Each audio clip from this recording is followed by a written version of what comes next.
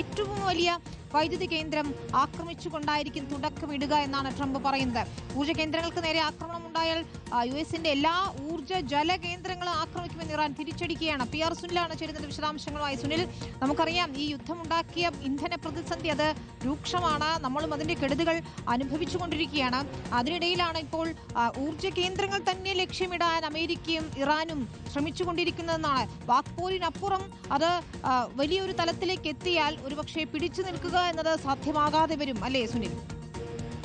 വിനീത, തീർച്ചയായും ഇറാനുമായുള്ള ഏറ്റുമുട്ടലുകൾ ട്രംപിന്റെ എല്ലാ കണക്കുകൂട്ടലുകളും തെറ്റിക്കുകയാണ്. നേരത്തെ നമുക്കറിയാം 2 ദിവസം കൊണ്ട് തീരുന്ന യുദ്ധമായിരിക്കും ഇത് എന്നാണ് ട്രംപ് പറഞ്ഞത്. പിന്നീട് 2 ആഴ്ച കൊണ്ട് തീരും എന്ന് പറഞ്ഞു. ഏതായാലും ഇപ്പോൾ 2 ആഴ്ച പിന്നിട്ട് 3-ാം ആഴ്ചയിലേക്ക് കടക്കുമ്പോൾ ഇറാൻ ശക്തമായി തിരിച്ചടിക്കുന്ന കാഴ്ചയാണ്. ഏതായാലും ഇപ്പോൾ ഹോർമുസ് കടലിടുക്കിൽ ഒരുപാട് കപ്പലുകൾ കുടുങ്ങിക്കിടക്കുന്നു.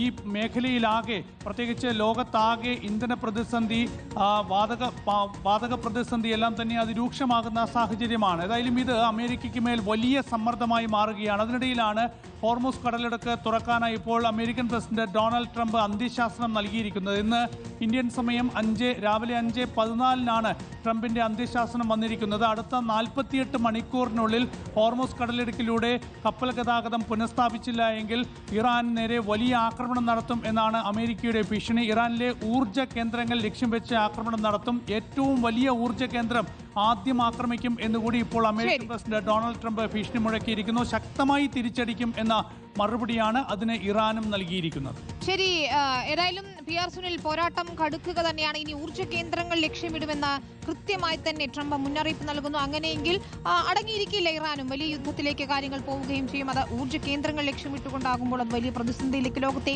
എത്തിക്കുകയും ചെയ്യും. അതിനിടയിൽ വരുന്ന ചെറിയ ചില ശുഭസൂചനകൾ കൂടിയുണ്ട്.